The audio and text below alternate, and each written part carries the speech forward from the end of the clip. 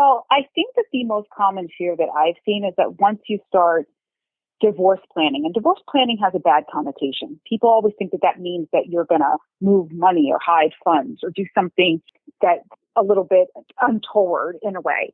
That's not what that means. What that really means is just getting your ducks in a row. And I think that one of the biggest fears about getting your ducks in a row for a divorce is that emotional component, is that once you start to prepare and you start to get the documents that you need and gather information, it becomes quite real. And a lot of people are just not ready for divorce to be real. That's one of the reasons that sometimes people are hesitant to even have a consultation with an attorney. It makes it real of, oh my God, I'm getting divorced. Oh my God, I'm sitting in an attorney's office.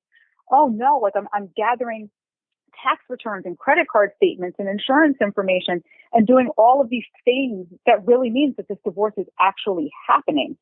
So I think it's a very real fear, and I definitely understand it. I tell people all the time when they come to speak to me that you speaking to me doesn't mean you have to get divorced.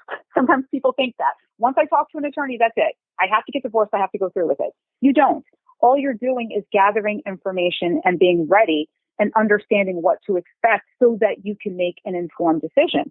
And understand that one of the ways you can overcome that is just by knowing that anything you do can be undone.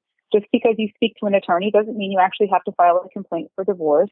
Just because you start gathering documentation to prepare yourself for, the information that you're going to need or what your future might look like. When you start to do that, it actually, by getting that information or speaking to an attorney or gathering the documentation, it actually may help you to make the decision by, one, understanding that maybe the future doesn't look as scary as you thought it was going to look once everything is in front of you.